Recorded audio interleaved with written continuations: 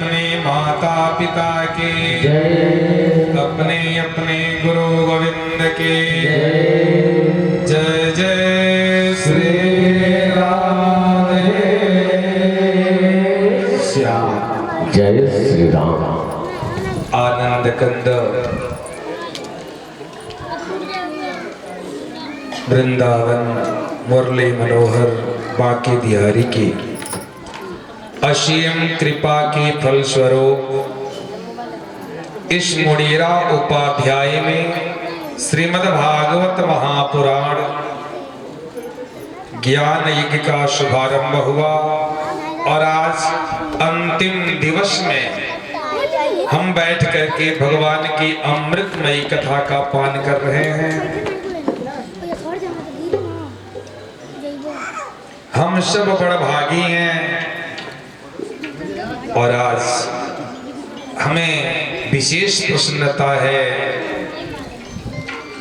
कि कृष्ण कृपा मूर्ति श्रीमद् एसी भक्ति वेदांत स्वामी प्रभुपाद संस्थापकाचार्य अंतर्राष्ट्रीय कृष्ण भावनामृत संघ के तत्वाधान में श्रीमद् भगवद गीता जो यथारूप है हमारे एक भगवद भक्त हमारे ठाकुर जी को सब प्रेम भेंट किए हैं। ये बहुत अच्छी बात है। ये जो पुस्तक है इसका कोई जवाब नहीं। भगवान ने कुरुक्षेत्र में अर्जुन को अपने धर्म का उपदेश किया है और कहा कि देखो यदि तुम अपने धर्म की रक्षा करते हो तो धर्म स्वयं तुम्हारी रक्षा करता है। इसलिए अपने धर्म को समझो। स्वधर्मे निधनम गेया। जो अपना धर्म है ना वो हमेशा अच्छा रहता है और जो हम दूसरे का धर्म ले लेते हैं तो अपने धर्म का पालन करते ही नहीं, अपने धर्म को समझते नहीं, दूसरे धर्म को ले लिए न यहाँ के न वहाँ के। इसलिए अपने धर्म को समझो। तुम्हारा धर्म क्या है? अपने धर्म को समझो। सोचिए अपने धर्म के बारे में मेरे परमात्मा ने बताया, क्योंकि अर्जुन ने कहा कि स्वामी मैं लड़ूं किससे? जितने भी लोग सामने देख रहे हैं इसमें अधिकतर लोग वैसे हैं जो वीर नहीं महावीर है, धुरंधर है।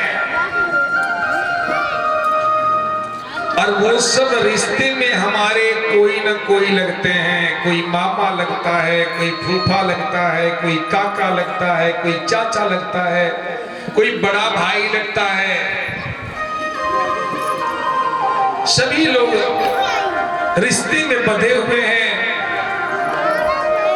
एक कुर्सी की लड़ाई है, गद्दी की लड़ाई है। वो मूर्ख भाई कह रहा है कि मैं बैठूंगा और हम लोगों की इच्छा है कि हमारे पिताजी की संपत्ति है हमें मिल जाए, आधा भी मिल जाए तो भी चलेगा, थोड़ा कम भी मिले तो भी चलेगा। लेकिन अब उस गद्दी के लिए हम इतना बड़ा नरसंहार करें ये हमें समझ में नहीं आता। परमात्मा मुस्कुराए और परमात्मा ने पूछा कि अर्जुन चलो नहीं लड़ोगे? जब नहीं लड़ोगे तो करोगे क्या? तुम्हारे मन में क्या चल रहा है कि चलो युद्ध में नहीं लड़ूंगा, राजपाट नहीं चाहिए, गद्दी नहीं चाहिए, सिंहासन नहीं चाहिए, क्या करोगे? तो अर्जुन ने कहा कि कन्हैया मैं जंगल में चला जाऊंगा, फल मूल खा करके किसी के यहाँ से मांग के खा के पेट भर लूंगा, लेकिन युद्ध के मैदान में अपनों का खून नहीं बहाऊंगा। भगवान ने कहा अच्छा, भीख मांग के खा लोगे, जंगल में जाके फल मूल खा लोगे, तो इससे तुम्हारे धर्म की रक्षा हो जाएगी। तुम्हारा यही धर्म है, ये धर्म तो तुम्हारा नहीं, क्योंकि तुम क्षत्रिय हो।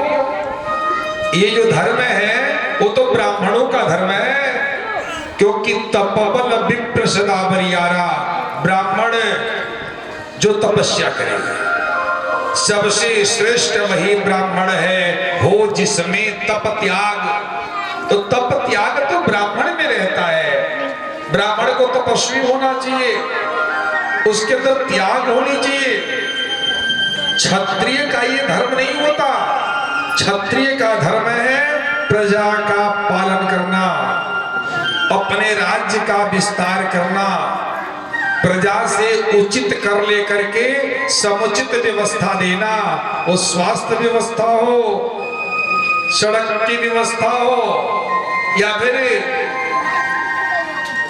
विद्या की व्यवस्था हो, शिक्षा की व्यवस्था हो, तो कर लेना चाहिए और उनको उचित व्यवस्था देनी चाहिए। स्वधर्म स्वधर्म निधनम गेया परधर्मो भयावह। तो एक क्षत्रिय का जो धर्म है वो तुम कर नहीं रहे हो। अब तुम कह रहे कि मैं ब्राह्मणों का धर्म अपना लूंगा, मैं जंगल में चला जाऊंगा, फल फूल खा करके जी लूंगा, अन्न खाने की इच्छा हो जाएगी तो किसी गृहस्थ के घर चला जाऊंगा और कहूंगा भैया 2 रोटी हमें भी खिला दो, मांग के खा लूंगा। तो जान लो कि ये दूसरे का धर्म है, और दूसरे का जो धर्म हम अपनाते हैं तो भयावह होता है। और जो अपना धर्म है वो निधनम गेया, वो हमेशा सफल होता है। कन्हैया के सामने हाथ जोड़ लिया अर्जुन ने, बोले कन्हैया आप ही बताओ मैं क्या करूं। कन्हैया ने कहा कि बस तुम्हारे लिए एक ही धर्म है, क्या? माम मनुस्मरण युद्ध च, माम स्मरण, मेरा ध्यान करो, मेरा स्मरण करो और युद्ध करो, क्योंकि सबसे क्षत्रिय वही भरी हो जिसमें निर्भयता की आग। क्षत्रिय वही भरी हो जिसमें निर्भयता की आग। क्षत्रिय वो है जिसमें निर्भयता हो, जो युद्ध के मैदान में अपने से वीर योद्धा को देख करके भागे नहीं, हारे नहीं, डरे नहीं। यदि वो डर गया तो क्षत्रिय कैसा? इसलिए माम अनुस्मरण, मेरा स्मरण करो और युद्ध करो, और दोनों तरफ से लाभ होगा। जानते हो क्या? हतो वा प्राप्स्यते स्वर्गम जित्वा वा मोक्ष्यसे महिम्। यदि तुम युद्ध में वीर गति को प्राप्त हो जाओगे, तो वीर गति को जब प्राप्त हो जाओगे तो सीधे तुम्हें स्वर्ग की प्राप्ति होगी, क्योंकि तूने अपने धर्म का पालन करते हुए युद्ध के मैदान में वीर गति को प्राप्त हुए हो। और यदि जीत गए, मारे नहीं गए, युद्ध जीत लिया, तो जित्वा वा मोक्षसे महिम्, जित्वा वा भोक्षसे महिम्, इस धरती का राज करोगे, राजा बन के, चक्रवर्ती राजा बन के गद्दी पे बैठोगे, राज चलाओगे दोनों तरफ से। तस्मात् उत्तिष्ठ कौन्तेय, इसलिए अर्जुन उठो, युद्धाय कृत निश्चयः, और युद्ध का निश्चय करो। मारे जाओगे तो स्वर्ग में चले जाओगे, और जीत जाओगे तो इस धरती का राज करोगे। दोनों तरफ से तुम्हारे लिए शुभ ही शुभ है। इसलिए उठो और युद्ध का निर्णय करो, क्योंकि युद्ध करना क्षत्रिय का धर्म है। बहुत सुंदर हमारे परमात्मा ने भगवत गीता में अपने धर्म का उपदेश किया है। जो मैंने कथा सुनाई, इसी पुस्तक की मैंने कथा सुनाई। ये जो मैं कह रहा हूं, इस पुस्तक में यही भरा पड़ा है। बहुत सारी बातें भगवान ने कही हैं, हमने तो मात्र एक श्लोक की व्याख्या कर दी कि हतो वा प्राप्स्यते स्वर्गम जित्वा भाभक्षसे महिम तस्मात् उत्तिष्ठ कौन्तेय युद्धाय कृतनिश्चयः। आपका शुभ नाम बाबू? पूरा नाम? सुधीर कुमार विश्वकर्मा जी ने ये पुस्तक भेंट की है। एक बार जोरदार ताली हो जाए। आज हमारे प्रधानमंत्री जी कहीं जाते हैं ना विदेशों में, तो जो बड़े बड़े राष्ट्र के नायक हैं, वो राष्ट्रपति हैं या प्रधानमंत्री हैं, उनको उपहार देने के लिए अपने यहाँ से इस भगवत गीता को लेके जाते। वो जोरदार ताली हो जाए। हमारे और आपकी नजर में एक पुस्तक है, लेकिन पुस्तक नहीं, परमात्मा का स्वरूप है। इसलिए एक बार जोरदार ताली हो जाए हमारे शर्मा जी के लिए। आइए भगवान की अमृतमयी कथा को पान करने के पूर्व मन, शरीर एवं वाणी के लिए भगवान के पावन नाम का संकीर्तन पुनः कथामृत पान करेंगे। सभी लोग प्रेम से बोलेंगे, भज गोविंद गोविंद गोविंद, भज गोविंद गोविंद गोपाल,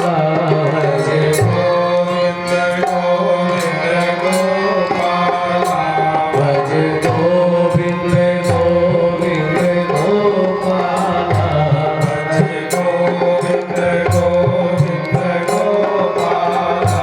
भज गोविंद गोविंद गोपाल,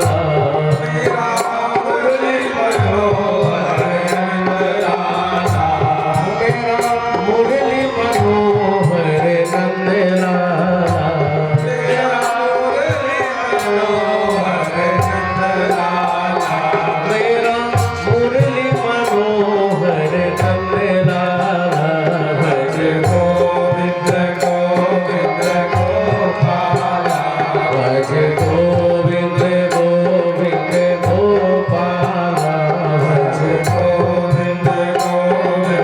गोविंद गोविंद गोपाल।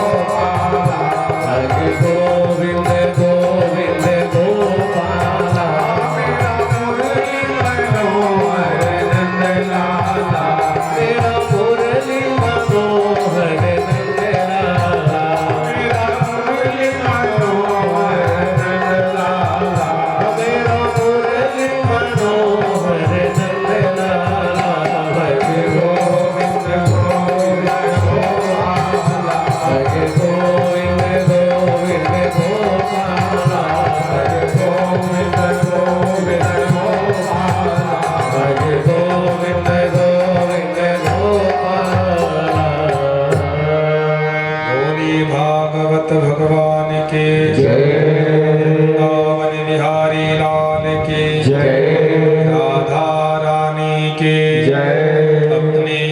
माता पिता की जय, अपने अपने गुरु गोविंद के जय जय जय श्री राधे श्याम। जय श्री राम।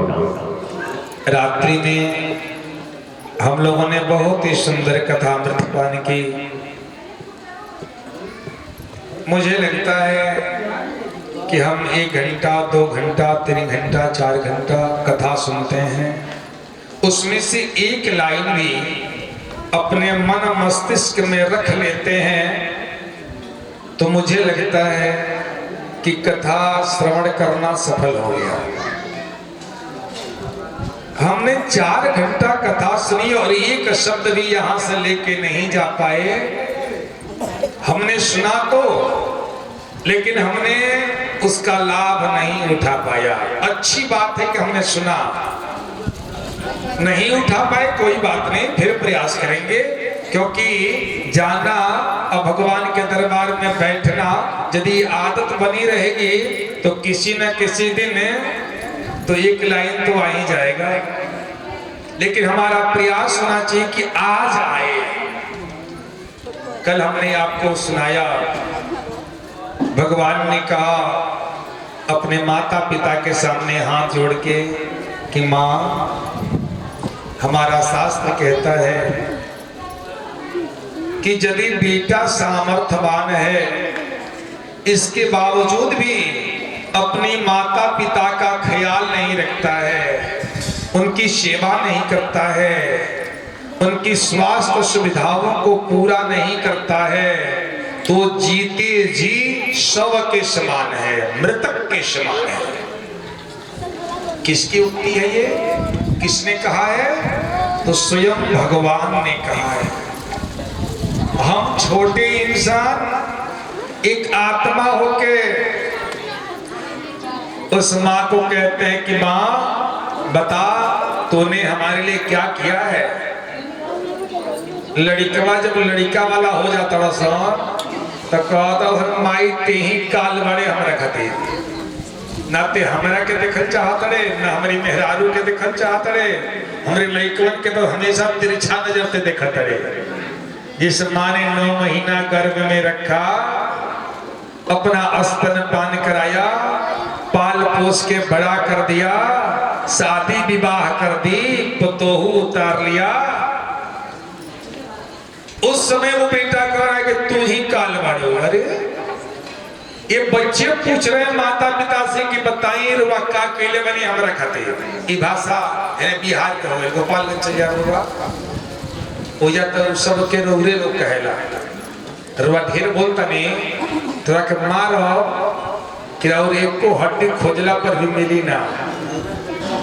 रुआ बुझाइबे लग रहा खिसियाइल बने कि प्रेम से कहता है। जैसे हमारे यहाँ जो अपना क्षेत्र है ना, तो इन क्षेत्रों में यदि थोड़ा भी हम गुस्सा हो गए तो हमारा जो लैंग्वेज है वो चेंज हो जाएगा। ठीक है, मैं उग्र हो जाऊंगा, भाषा समझ में आ जाएगी कि तुम पे आ गया, आपसे मैं तुरंत तुम पे आ जाऊंगा, भाषा समझ में आ जाएगी। लेकिन जब इधर आप बढ़ेंगे ना तो समझ ही नहीं पाएंगे कि वो क्रोधित हो गया है कि हाँ, चेहरा देखेंगे तब कुछ कुछ समझ में आएगा। यदि शब्द कान में सुनाई पड़े तो कोई की रौरा के ऐसा मारो कि हड्डी बीने के पड़ी, रौरा बुझात नहीं के रौरा का करता नहीं। ऐजा लोग का कही कि तारा समझ में नहीं किया आवत, तोरा समझ में नहीं किया आवत, मारत तोरा के कि तोर हड्डी हड्डी बीने के पड़ जाएगी। लेकिन वहां रौरा कहेंगे। तो ये जो बच्चे हैं ना, वो पूछ रहे हैं माता पिता से और समाज में कह रहे हैं कि तनी पूछो सभी हमारे का अकेले बना। भाई भाई में बंटवारे की बात आ गई, पंचायत की बात आ गई, 10 पंच लोग जुड़ते हैं तो कहता है कहीं जितना लोग कहता है सब हमार कहीं लो है का अकेले बने पढ़ो। हाँ, वही की ओर से बोलते हैं बार बार। सबसे झगड़ा के जड़ ये बूढ़ा बूढ़ी वालों है ना। वो बेटा अपने आप से कभी नहीं पूछता है कि हमने अपने माता पिता के लिए क्या किया है। यदि उसके मन में कभी आए कि हमारे बाप ने हमारे लिए क्या किया, तो उसको एक बार जरूर पूछना चाहिए कि हमने अपनी माँ के लिए, हमने अपने पिताजी के लिए क्या किया। अरे हमारे माता पिता ने अपने बेटा बेटी के लिए किया, और तुम भी अपने बेटा बेटी के लिए कर रहे हो, और तुम कह रहे हो कि मेरे पिताजी ने कुछ नहीं किया, कुछ नहीं किया, तो तुम्हारा बेटा भी कहेगा कि हमारे बाप ने कुछ। हम जैसा सम्मान अपने पिताजी को देंगे, हम अपनी माँ को जो सम्मान देंगे, वही सम्मान हमारा बेटा भी हमको देगा। ये 99% हो सकता है। अपवाद के रूप में कोई पूर्व जन्म का पुण्य होगा, तो आप अपने माता पिता को रोज गाली देंगे और आपका बेटा सरवन कुमार के जैसे हो जाएगा। ये 1% है, अपवाद के रूप में है। नहीं तो अक्सर वही होता है जो बेटा देखता है वही अपने बाप के साथ करता है। एक बुढ़िया माई थी, स्वास्थ्य उनका बिगड़ गया था, बिस्तर पे पड़ी रहती थी, पतोहू मन से सेवा नहीं करती थी। उनके लिए एक कटोरी निकालती थी थोड़ा बड़ा सा, और जब भी उनको भोजन देना होता तो उस कटोरी में भोजन निकाल के उस बुढ़िया को, अपनी सासू को देती। बुढ़िया खा लेती।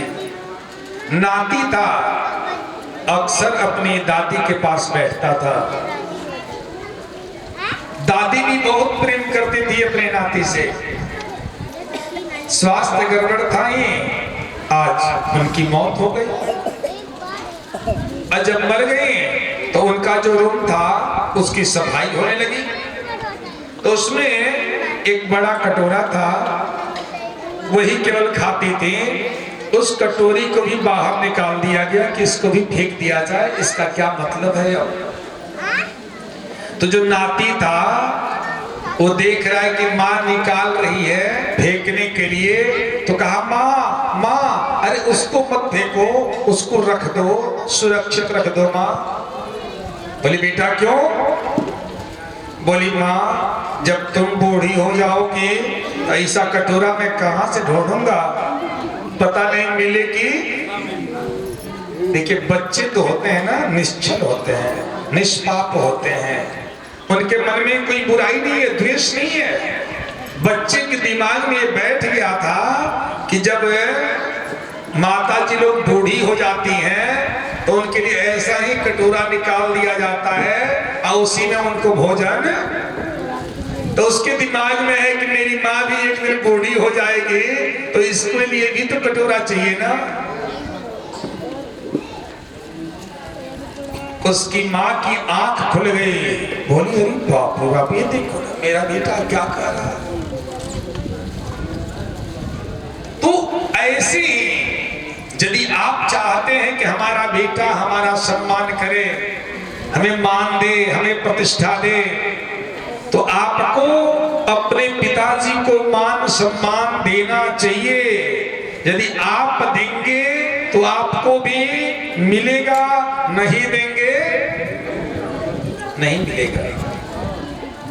एक बात और मैंने कल बताई थी आप लोगों को कि पूत कपूत तक्का धन संचय, अपूत सपूत तक्का धन।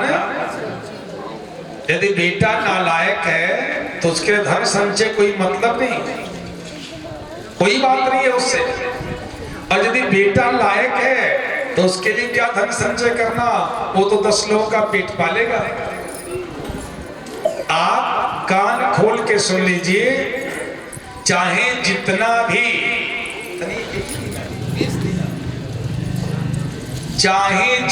भी आप धन कमा के रख देंगे, तो 4 लाख 5 लाख 10 लाख रुपया रख देंगे ना, तो आपका बेटा कल कहेगा कि बाबूजी इतने रख ले बनी, बाबूजी इतने रख ले बनी। एगो हमार संहतिया बा, ओकर बाबूजी 1 करोड़ रख ले बने। आप आपने गर्रा माटी करके लोहा ढो के आपने 1,00,000 2 लाख बचा के अपने बेटे के लिए रखा। और लड़का क्या कहता है कि इतने हमारी सनहतिया के बाबूजी बने 1 करोड़ रुपया अपने खाता में, आपने एक घर बनवा दिया और आपने कहा कि बेटा मैंने तुम्हारे लिए घर बना दिया है। तो कही कि कौन सा बड़ा काम आपने कर लिया है? हमारा वो बेटा, हमारा वो मित्र सुशील है, उसके पिताजी 3 जगह घर बनवाए हैं, गांव में भी है, गोरखपुर में भी है, लखनऊ में भी है। तो कौन सा बड़ा तीर आपने मार लिया? जीवन भर परिश्रम किए और एक जगह आपने घर बनवाया। मतलब जितना आप धन बना के रख देंगे आपके बेटा आपकी पतोहू के लिए उतना ही कम होगा। तो धन पे ध्यान नहीं देना है, किस पे ध्यान देना है? संस्कार पे।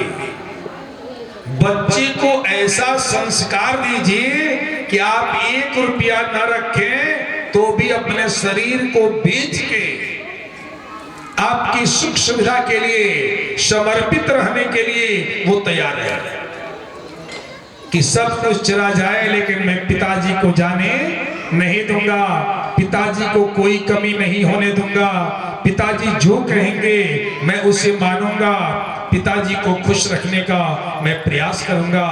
ये संस्कार जब आप देंगे तब वो लड़का बड़ा होकर के आप जितना देंगे उतने में वो खुश रहेगा। लेकिन जब आपने उसको संस्कार नहीं दिया, आपने उसको धन दी, आपने उसको दौलत दी, वो सारा धन दौलत बेकार है, दर दर की ठोकरें खानी पड़ेंगी। जिसको आपने संस्कारहीन बनाया है वो आपको सम्मान नहीं देगा। आपको सम्मान वो देगा जिस बाप ने अपने बेटे को संस्कारवान बनाया है। एक बाप ने एक बेटे को संस्कारवान बना दिया तो 10 बूढ़े लोगों की सेवा कर रहा है। वो 1 लाख कमाता है तो 20,000 रुपए निकाल देता है कि चलो ये पैसा मेरा वृद्धाश्रम में जाएगा। जो बूढ़े लोग वहां रहते हैं उनके सवेरे की चाय हलवा हमारे तरफ से रहेगा। मैं 1 लाख कमाता हूं, 20,000 रुपया मैं हर महीने उन वृद्धों के लिए दूंगा। अपने पिताजी के लिए कौन पूछे? वो 100 पिताजी लोगों को नाश्ता की व्यवस्था कर देता है। एक लोग इस दुनिया में भरे पड़े हैं और आप अपने माता पिता की सेवा करते हैं। तो छोटे भाई से कहते हैं कि यही ले ले बाबूजी की सेवा हम कैले बनी, माई के सेवा हम कैले बने, सारा संपत्ति एक बेटा तो तहरा चाहिए। अरे भाग्य मनाओ कि साक्षात इस धरती के देवता तुम्हारे घर में है, तुम्हारे अन्न का भोग लगा रहे हैं, तुम्हें सेवा का मौका दे रहे हैं। ये सौभाग्य है, ये हमें समझना चाहिए। आज भगवान अपने मुख से कह रहे हैं कि मां वो बेटा अभागा है। जिस बेटे को माता पिता की सेवा का अवसर नहीं मिला, क्या करूं? ऐसी परिस्थिति थी कि हमें छोड़ के मथुरा जाना पड़ा गोकुल में। मां अब मैं जब तक रहूंगा ना आपकी सेवा से वंचित नहीं रहूंगा, मैं आपका पूरा ख्याल रखूंगा, आप हमें क्षमा कर दो।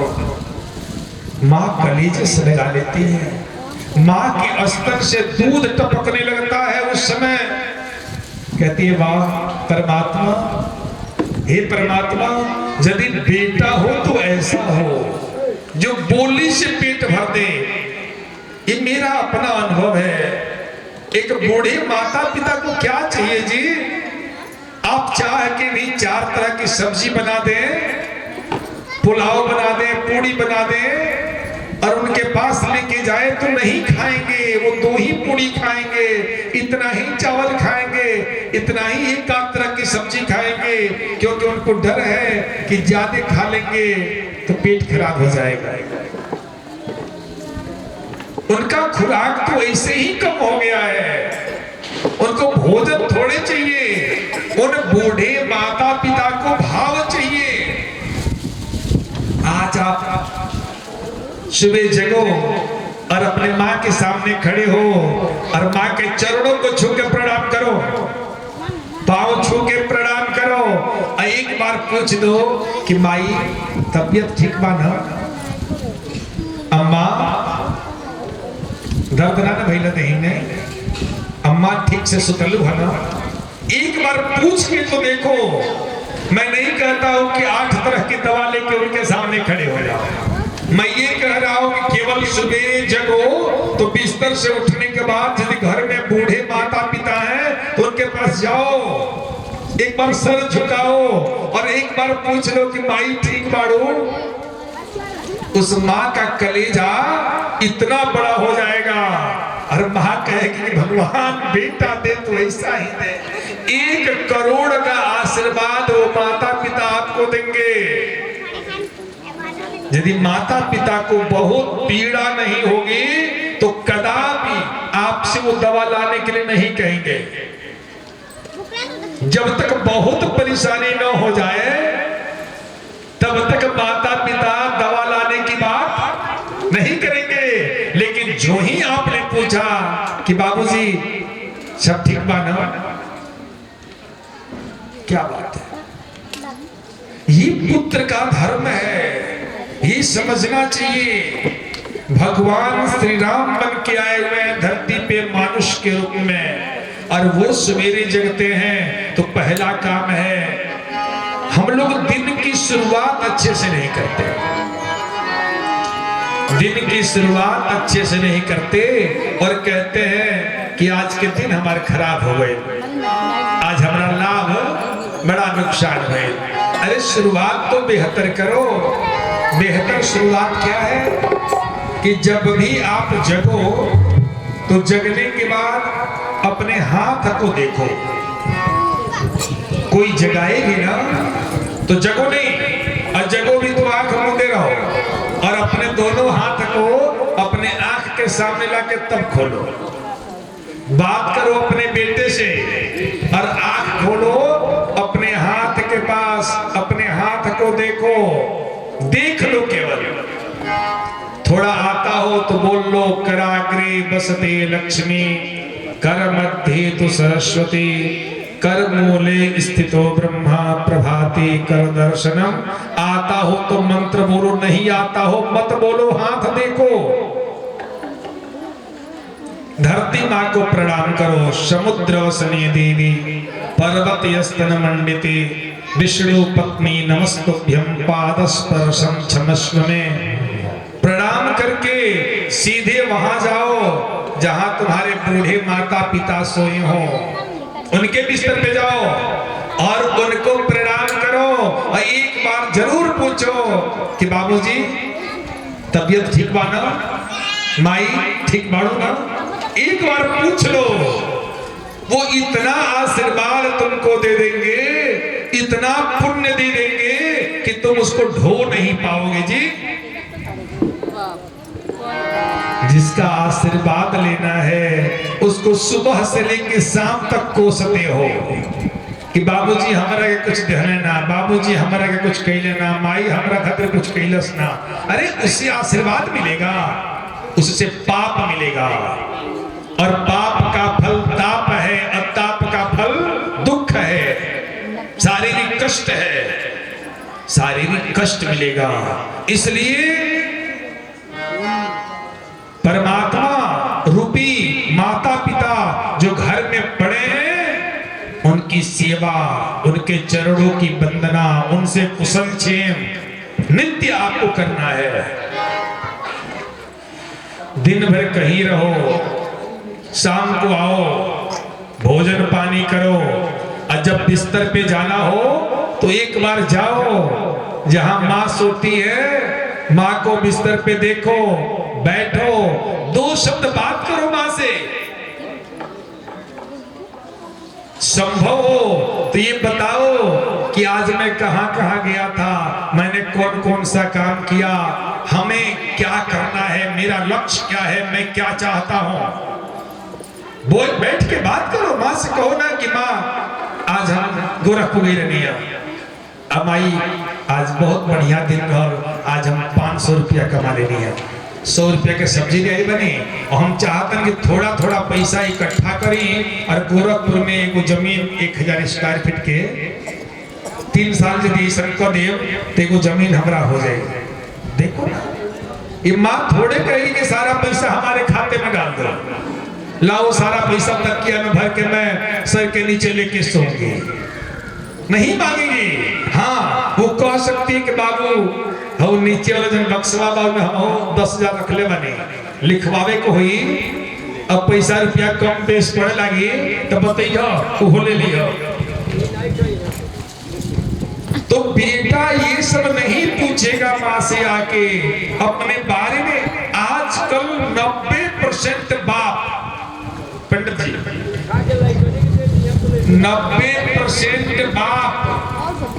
90% बाप तरस रहे हैं कि बेटा एक बार हमसे बताइए तो कि कितना कमाता है, क्या कर रहा है, उसकी योजना क्या है। बाप लोग तरसता लो जी बेटा से सुने खातिर, तीसरा की मुझे सुनाई पड़ता कि बाबू गोरखपुर जमीन लेता है, लखनऊ जमीन लेता है, लेकिन बेटे ने अपने मुख से नहीं कहा है।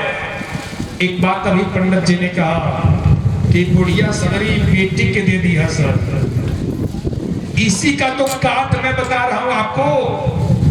तुम नहीं पूछोगे और लड़कियां अपनी ससुरा चल गई लिया और रोज सवेरे फोन करके पूछी कि भाई क्या हलवा दवाई खाई लू, चाय पी ली, हेलो भाऊजी दे ली है कि ना, नहीं दवाइयां उहे भेजे क्या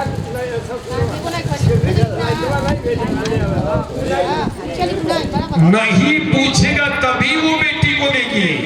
यदि बेटा पूछेगा तो एक माँ बेटी को प्राथमिकता देती है, आज तक दी है और कल भी देगी। एक बेटी के होने पे किसी माँ के चेहरे पे प्रसन्नता नहीं होती है, एक बेटा होता है तो सर्वस्व लुटा देती है, और आज बेटी को सब दे देगी और बेटा के लिए छोड़ देगी। ये सब गलत है। सही ये है कि जो मानेगा, जो सम्मान करेगा, जो माता पिता को पूछेगा, माता पिता उसको देने का प्रयास करेंगे। इसके बावजूद भी कुछ माता पिता ऐसे हैं कि जो पूछता है उसको दे देते हैं, नहीं तो लगभग लोग नालायक बेटा भी है तो उसी के लिए बांध के रखते हैं। फर्क इतना ही है कि हमारे पास 10 करोड़ की संपत्ति है तो 50 लाख अपनी बेटी को दे दिए, 9.5 करोड़ की जो संपत्ति है अपने बेटी को दे देते हैं। 5 बीघा जमीन होके, तेरी सोना चांदी होके, घर होके, द्वार होके, के अपनी बेटी के देते जी। वही माँ का गर्व कि एक बेटी पैदा हुई है, एक बेटा पैदा हुआ है, 2 लोग हैं उसी कोख से आए हैं, वही स्तनपान किए हैं, वही उनका पालन पोषण हुआ है, और वही माता पिता अपनी बेटी को 50 लाख देके दहेज विवाह कर दिए, विदा कर दिए, और वही 9.5 करोड़ की संपत्ति अपने बेटे को 50 लाख में बेटी विदा हो गई, किनारा लगा दिए, और बेटी के लिए सब हम रख देते हैं। एक बेटी जितना त्याग कर लेगी क्या एक बेटा कर पाएगा? बेटे के पास हैसियत नहीं है कि अपने भाई के लिए 10 गुना अधिक दे दे, छोड़ दे, नहीं कर पाएगा जी। अपवाद के रूप में एक आध लोगों को ले लेते हैं तो कोई बात नहीं। बहुत सारे श्रवण कुमार हैं, बहुत सारे लोग हैं जो वृद्ध हो गए लेकिन अपनी माँ के लिए जीते हैं, अपनी माँ के लिए मरते हैं, आते हैं तो बिना अपनी माँ को देखे भोजन किए भोजन नहीं करते हैं। हमारे एक मित्र हैं, मेरे एक मित्र हैं, बूढ़ी माँ। एक दिन मैं गया घूमने तो बाहर बैठका में एक टीवी लगाए थे, एलईडी लगाए थे। मैंने कहा भैया अंदर में खराब हो गई, मगा करना अंदरवा वाला बाई बाहर वाले लोगों ने हम माई खाते हैं जानते हो। जब माई जाके बैठी ना तो माई को एक दिन रामायण लगाओ तो एक बार कहिए तो कपिल शर्मा के लगा दो तो हंसल जाए। तो तो माई के हाथवा में से छीन लिया सनी रिमोटवा। तो हम कहने अच्छा अने परसों माई कहलस के देखो ना रिमोटवा हमार छीन लेता है सर। हम के राम जी के देखा ही नहीं खसम दे।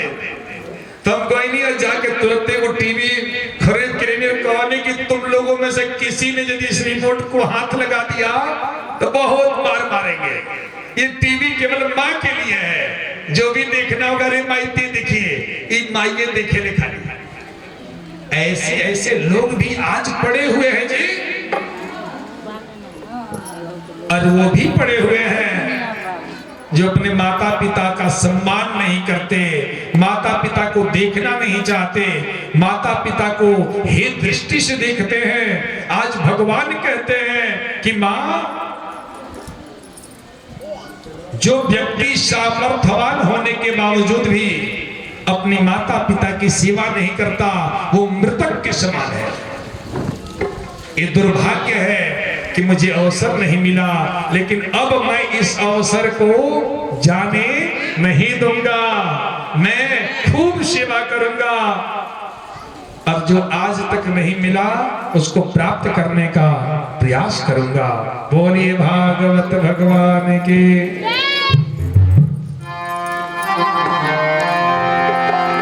मुझे दास बनाकर रख लेना भगवान, तू अपने चरणों में। मुझे दास बनाकर रख लेना भगवान, तू अपने चरणों में। दास बनाकर रख लेना भगवान, तू अपने चरणों में। मुझे दास बनाकर रख लेना भगवान, तू अपने चरणों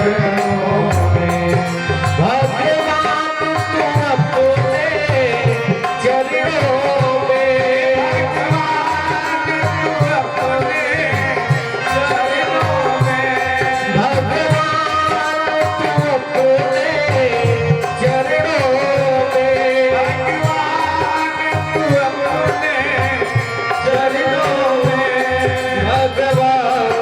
तू अपने चरणों में। मुझे दास बनाकर रख लेना भगवान, तू अपने चरणों में। मुझे दास बनाकर रख लेना भगवान, तू अपने चरणों में।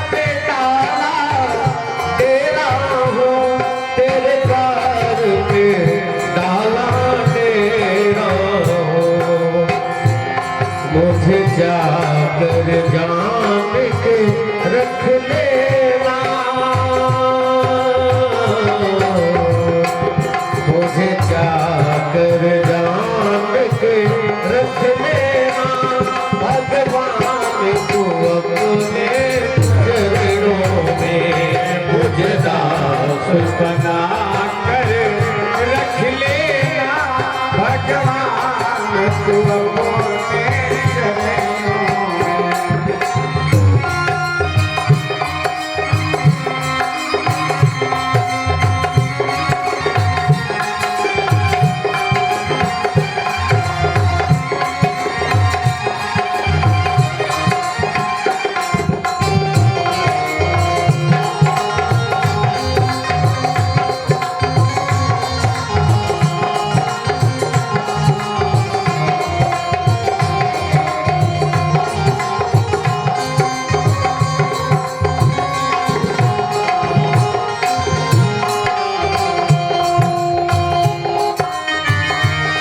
जब अधर्म से अधर्म को तारा है, अधर्म से अधर्म को तारा है, उसमें भी नाम हमारा है, उसमें भी नाम हमारा है।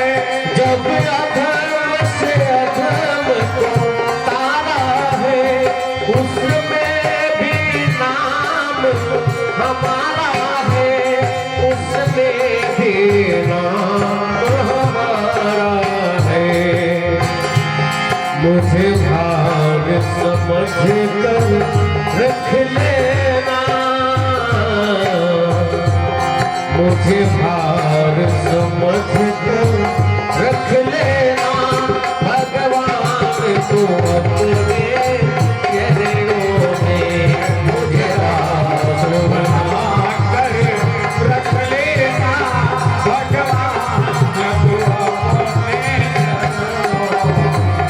भगवान तू अपने चरणों में, भगवान तू अपने चरणों में, भगवान तू अपने चरणों में, भगवान तू अपने चरणों में, भगवान तू अपने चरणों में। मुझे दास बना कर रख लेना भगवान तू अपने चरणों में। मुझे दास बना कर रख लेना भगवान तू अपने चरणों में। भगवान तू अपने चरणों में, भगवान तू अपने चरणों में। तो भगवान की जय। खींच रहा है, खुल के नहीं।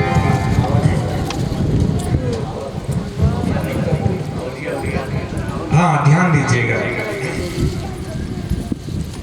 जो हमारा शास्त्र है वो ये कहता है, दूसरी तरफ एक बात और कहता, जो 1% है या उनसे